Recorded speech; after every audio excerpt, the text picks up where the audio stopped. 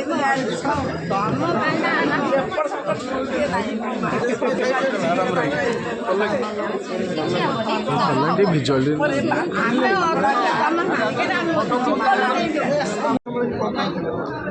काली ठारू आज पर्यंत आमे देखुचु आम निर्वाचन मंडली ब्रह्मगिरी जे पूर्वतन विधायक तथा विजु जनता दल सो कॉल्ड आगधाड़ी नेता अच्छा सी भुवनेश्वर ठारू आरंभ करिके ब्रह्मगिरी पर्यंत यथेष्ट परिमाण रे से विक्षोभ प्रदर्शन करी यथेष्ट प्रहसन करी आसुचंती।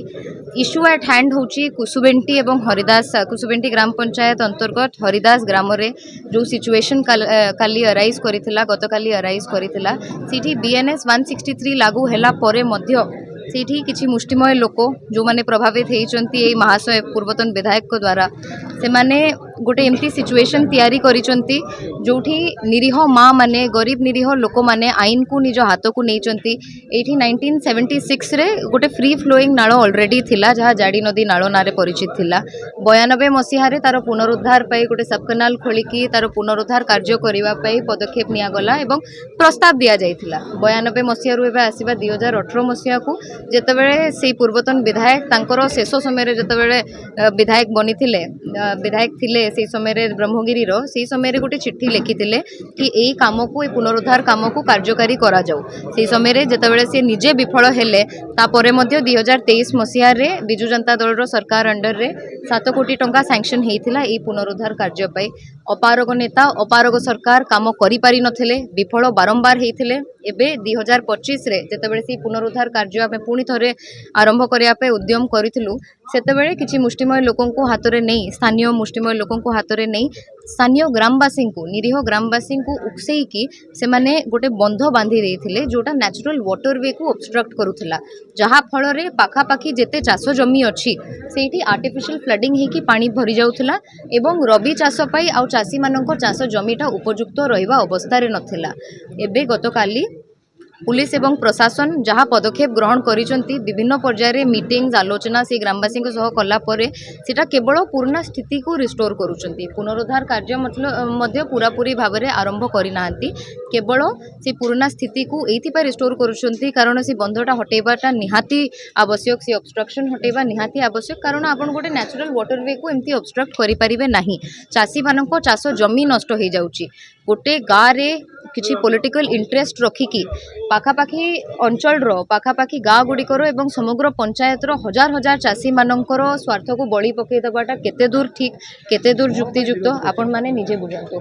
विरोध रो सिंपल रीजन होची आज्ञा जेमती तांकर गोटे मोटो अच्छी ना करीबी ना करई देबी से माने सेही समय रे करई पारिले नाही निज विफलता को घंट घोड़ेबा पाई एवं मोहन माझी को सरकार अंडर रे केमती उन्नति मूलक कार्य गुड़िकर बाधक साजिबे सेटा होची तांकर सिंपल उद्देश्य।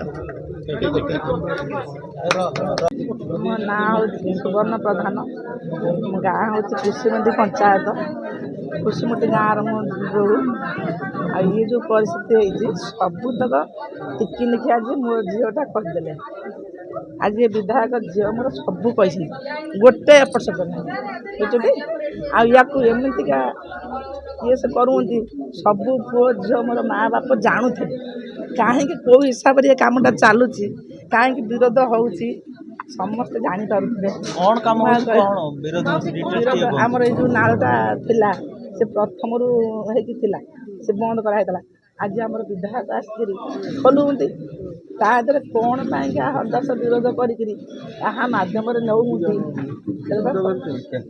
जानछथि से काहा माध्यम रे निजे निजे नेकरी जाउंती हमर सब संदेह टिके होउची संदेह वर्मा बंध खोला लाभ हम ना कार क्षति समस्त लाभ समस्त लाभ हम आमर कुसुमती पंचायत सबू बाप भाई 10-20 खंड गाँव समस्त में लाभ केमिति लाभ से बाट पानी जाऊ नथला आमर जो आनिकट होला पानीटा एपटे छाड़िले आम समस्त में सुविधा हो जाता से बंधटा निर्मल बंद कराला से बंधटा खोलिया खोलिले सबू पानीटा गले किए बंद करूची हदास बंद करची ताकर कोन लाभ लाभ माने से तो काहे कि ताकर उद्देश्य कोन गोटे वर्मा सहयोग बंद कर କାହିଁ ବନ୍ଦ କରୁଛୁ? ମାନେ ଉପର ପାଣି ଆମେ ତଳକୁ ଛାଡୁଛୁ। କେନାଲ ହେଇଛି ଚିଲିକା ପାଇଁ, ସେ ନିଷ୍କାସନ ହବ ପାଣି। ଆମେ 7ଟା ପଞ୍ଚାୟତର ପାଣି ସେଇପଟେ ନିଷ୍କାସନ ହେଉଛି। 7ଟା ପଞ୍ଚାୟତର ପାଣି ଗୋବର୍ଦ୍ଧନପୁର ବ୍ୟାରେଜ ପାଣି ଆମ ଆନିକଟ ଦେଇକି ସେଇପଟେ ନିଷ୍କାସନ ହେଉଛି। ସେ 40 ବର୍ଷ ହେଲାଣି ବନ୍ଦ କରିଛନ୍ତି। ତାକୁ ଆମର ଖୋଲିବା ପାଇଁ ସଞ୍ଜୟ ଦାସ ବର୍ମା ଯେତେବେଳେ ମନ୍ତ୍ରୀ ଥିଲେ ନିଜେ ଆମ ବେଢାପୁରକୁ ଯାଇ କହିଲେ ମୁଁ ଏଇଟାର କେନାଲ କରିଦେବି, ଯେ ଭୋଟ ଦିଅ କରିଦେବୁ। ଆମେ ଯେଉଁ ରାଧାକାନ୍ତ ସାହୁ ସେ ଯେଉଁ ସରପଞ୍ଚ ହେଲେ ତାଙ୍କୁ ଆମେ ସମ୍ପୂର୍ଣ୍ଣ ଗାଁ ଯାକ ଭୋଟ ଦେଲୁ। ପଞ୍ଚାୟତ ଯାକ ଭୋଟ ଦେବାରୁ ସେ ସରପଞ୍ଚ ହେଲେ। ସରପଞ୍ଚ ହେବା ଭିତରେ ଏଇନେ ବର୍ତ୍ତମାନ ସେ କେନାଲ ବନ୍ଦ କରୁଛନ୍ତି। କହୁଛନ୍ତି ଏପଟେ ପାଣି ନିଷ୍କାସନ ହେଇପାରିବନି। ପାଣି ନିଷ୍କାସନ ହେଲେ କ'ଣ ଅସୁବିଧା ହଉଛି? ପାଣି ନିଷ୍କାସନ ହେଲେ ଆମର ଚାଷ ଜମି ଯେଉଁ ଲୁଣି ପାଣି ମାଡ଼ିକିରି ଚାଷ ଜମି ହେଇପାରୁନି, ଚାଷ ହେଇପାରୁନି। ଆଉ ଯେଉଁ ଚୁଙ୍ଗୁଡ଼ି ଚାଷ କରୁଛୁ ସେ ହେଇପାରୁନି। ପାଣି ନିଷ୍କାସନ ହେଉନି, ପଚା ପାଣି ରହୁଛି। ଆମେ କେମିତି ଆମ ପିଲା ଛୁଆ ବଞ୍ଚିବେ? ଆମେ ସେଇ ସକାଶେ